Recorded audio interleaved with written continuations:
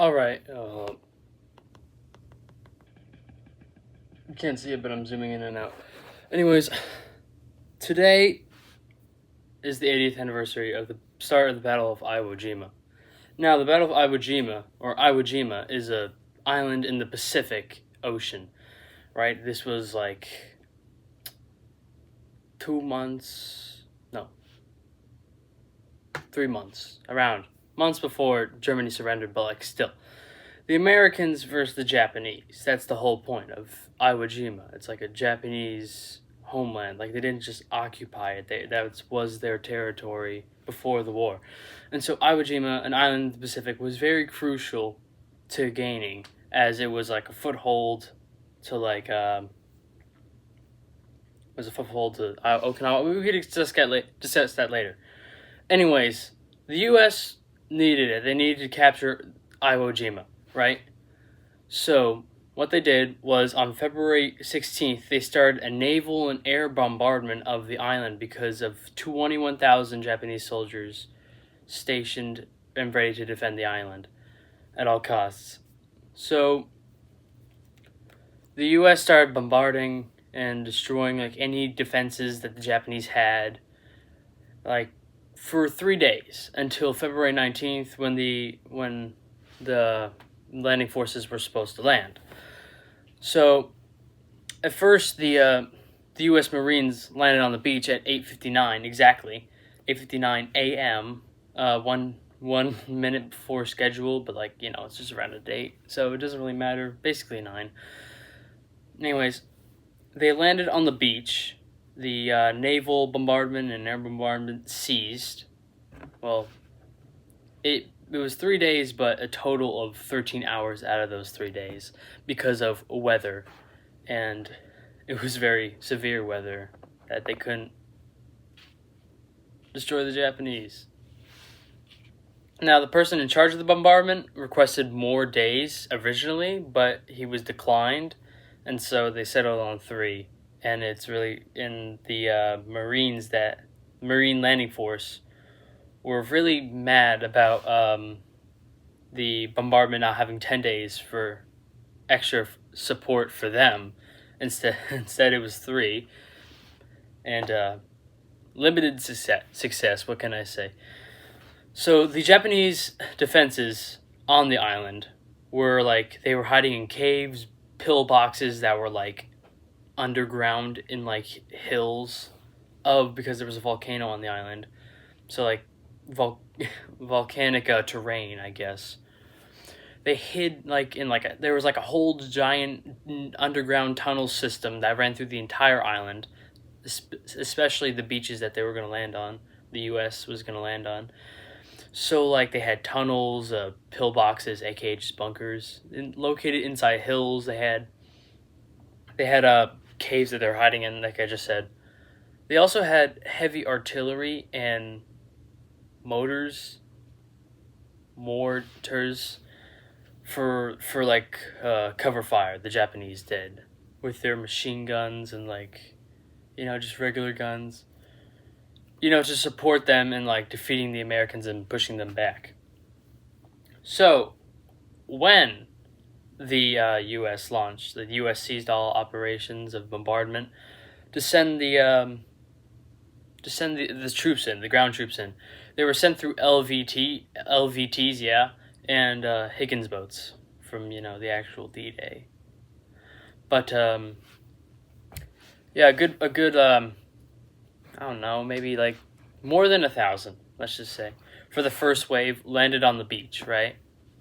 And now, what would be the obvious strategy of the Japanese is to immediately fire upon them or anybody, but the admiral of the Japanese had a different strategy, and we'll get to that later. So they landed on the beach, and when they did, they experienced no resistance at all.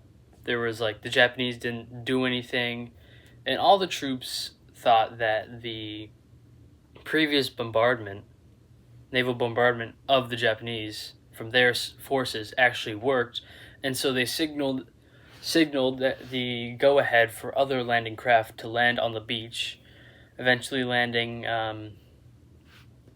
Wait, no, not yet. Well, eventually landing like Jeeps and like M4 Shermans, right? So they signaled that, and then once the admiral was satisfied, I guess you could say, that enough troops were on the beach and in range, because in range of his weapons, because the American troops like just started going across the beach, but obviously carefully, but not too carefully, because then at 10 p.m. No, 10 a.m. Sorry, an hour later, the Japanese opened fire. First, it was the machine guns, and then it was the mortars, and then it was like heavy artillery fire, and then it was a bloodbath. It really was. Second bloodiest battle to Okinawa. So basically, there's only two, but one of the bloodiest battles, and one of the last major conflicts of World War II. For that kind of, at least in the Pacific theater, I mean, with the Americans and all that, or the late stages of the war, for the bloodiest, I mean. So they loaded the troops on, then once they thought, I already told you this. But then the Japanese started firing, and then the Americans were caught off guard, and like a lot of them were just killed in like seconds, mere seconds, because like they were all out in the open, and the craters that were created by the Allied bombardment were like gave a little defense for the Japanese as well. So that was really bad. So then the U.S. warships, which was 450 warships stationed off the coast of Iwo Jima, started firing their guns and to support the U.S. Marines loading onto the beach, and they also started sending aircraft in to like also support them. So like the bombardment was back on. I don't want to keep saying bombardment, but that's the only word I can find. So that was happening. The main objective for day one of the U.S. was to capture at least airfield number 1. Because it was one of the 2 airfields, or maybe 3, no, I think it was 2, on Iwo Jima. So the beaches that the U.S. troops landed at were Green Beach, Red 1 Beach, Red 2, Yellow 1, Yellow 2, Blue 1, Blue 2. Those were the beaches that it was the southeastern coast of the of the Iwo Jima island. And so it didn't help that Mount Suribachi, we'll get to that in a future video, Mount Suribachi, and a mountain on the island, was also, defending the Japanese as well. And because due to that and the amount of volcanic terrain, I guess, it was hard for the aircraft and the naval vessels to hit the heavy artillery that kept pounding on the American soldiers. And so when the U.S. Marines landed M4 Shermans, which were equipped with flamethrowers, they could shoot fire, and other jeeps, and armored vehicles onto the beach, they couldn't do anything about the battle, because there was a 15-foot high sand hill that the troops had to go over, and so the armored vehicles could not go over that, and only the soldiers could, or the Marines could. And so it was up to the ground forces to fight the battle, while the armored vehicles stayed back on the beach, because here was the beach, here's the sand, the 15-foot thing, and here's the rest, where the defenses are. But later, though, U.S.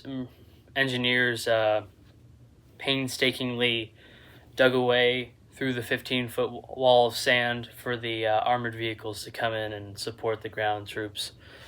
But anyways, the reason being of how the U.S. Marines exactly got a foothold and knocked out the Japanese from the initial landing sites was the use of flamethrowers, grenades, and charges that they put in the tunnels. They used on the caves and the pillboxes, and also machine guns. Don't forget about machine guns. They also used a little bit of that to knock the Japanese's own machine guns out of the way.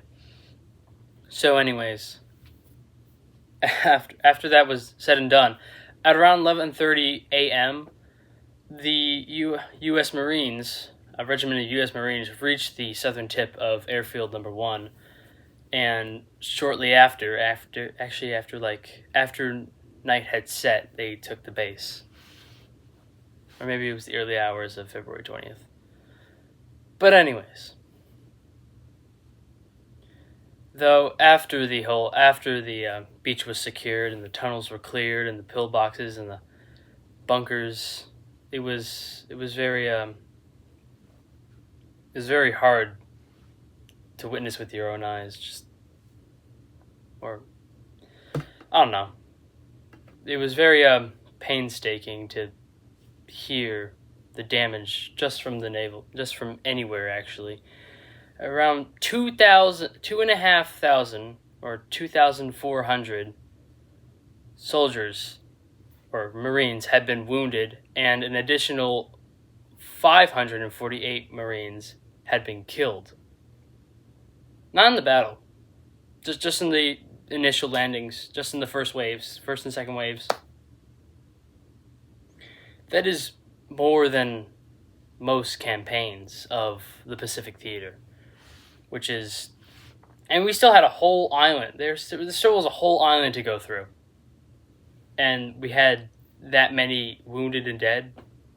It was just unbelievable. Well, I think I said that's all that's needed to be said. Am I correct? U.S. landed on the beach. 1 hour later, no resistance. 1 hour later, surprise attack, Japanese. Couldn't get the armored vehicles up the 15-foot sand hill. Engineers got out of the way. Boom, armored vehicles cleared out the Japanese defenses. 21,000 stationed on the island. Got a month of fighting ahead of them, by the way. And got to Airfield Number 1. Sounds about right. And also bombardments. So yeah, that was only the beginning of the battle and day 1 of very brutal combat.